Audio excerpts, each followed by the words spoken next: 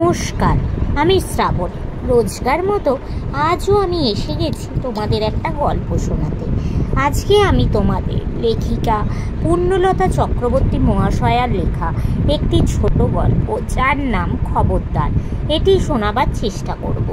আমার এই চ্যানেলটিতে আমি তোমাদের রোজ বিভিন্ন লেখক লেখিকাদের লেখা নানা ধরনের ছোট গল্প শোনাবার চেষ্টা করি।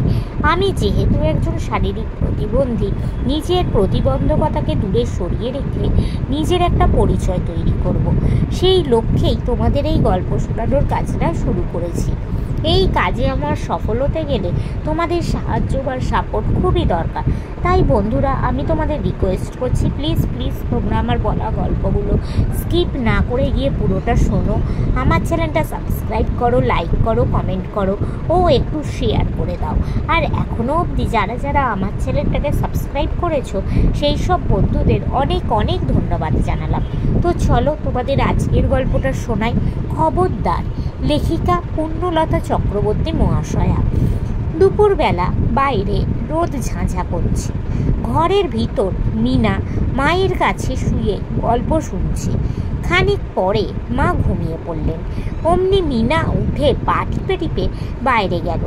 সামনের ছাদে মা কত রকম যে আচার রোদে দিয়েছেন, দেখলেই খেতে লোভ হয়, শুকলেই জিভে জল আসে। মিনা সবে অসুখ থেকে উঠেছে, তাই তার আচার খাওয়া মানা, রোদে যাওয়াও মানা। চুপি চুপি ঢাকনি খুলে বেশ মোটা এক ছড়া তেঁতুলের আচার তুলে মুখে দিতে যাবে, হঠাৎ কে যেন বলে উঠল, খবরদার। এমন চমকে গেল মিনা যে আচারটা হাত থেকে পড়ে গেল। চারিদিকে তাকিয়ে দেখলো কেউ কোথাও নেই। নিশ্চয়ই ভুল শুনেছি, এই ভেবে একটু পরে সে আবার আস্তে আস্তে হাত বাড়ালো। আবার কে যেন বলল, ভালো হবে না বলছি। এবার ভয় পেয়ে মিনা ছুটতে মায়ের কাছে গিয়ে শুয়ে পড়ল। চোখ মেলে মা বললে, গরমে ঘুরে বেরিও না মিনু, একটু ঘুমোও। মিনুর বুকটা তখনও ঢিপঢিপ করছিল।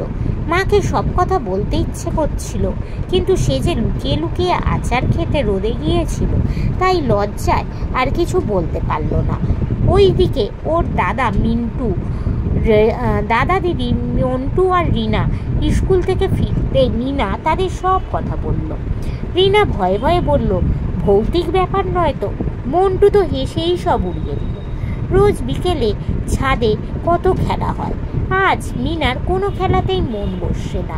খানিক পরে রিনাও বলল, চল ঘরে যাই, মিনার হিম লাগবে। মন্টু বলল, কোথায় হিম? ও, ভূতের ভয়ে ঘরে পালাচ্ছিস বুঝি? আমি বাপু ভূতকে কেয়ার করি না। আসুক না বাবা ভূত, ছানা ভূত, পাকা ভূত, কাঁচা ভূত, অদ্ভুত কিংভূত। খবরদার, ভালো হবে না বলছি। ঠিক তার মাথার ওপর থেকে কে যেন ধমক দিল। রিনা আর মীরা তো ভয়ে কাঠ। মন্টুও হাঁ করে ওপর দিকে চেয়ে রইল। অনেকটা উঁচুতে দেয়ালের গায়ে এক সারি ঘুলঘুলি। মই লাগিয়ে উঠে মন্টু ঠিক তার মাথার উপরকার ঘুলঘুলির ভেতরে হাত ঢোকালো। ঝটপট চেঁচার শব্দ হলো। তারপর একটা কালো পাখিকে চেপে ধরে নিয়ে সে নেমে এলো। পাখিটা সমানে চেঁচাচ্ছে, খবরদার, ভালো হবে না বলছি, খবরদার। মা বললেন, এটা নিশ্চয়ই কারোর পোষা ময়না, খাঁচা থেকে পালিয়ে এসে হয়তো কাকছিলের ভয়ে ওখানে লুকিয়েছিল। কেমন কথা বলছে দেখ, ঠিক যেন মানুষের মতো। মিনা, রিনা, মন্টু তো হেসে তখন বলল, তাই তো, আমাদের সবাইকেই পাখিটা এমন বোকা বানিয়ে দিয়েছিল যে কি আর বলবো। তো বন্ধুরা, আজকের গল্পটা এখানেই শেষ হয়ে গেল।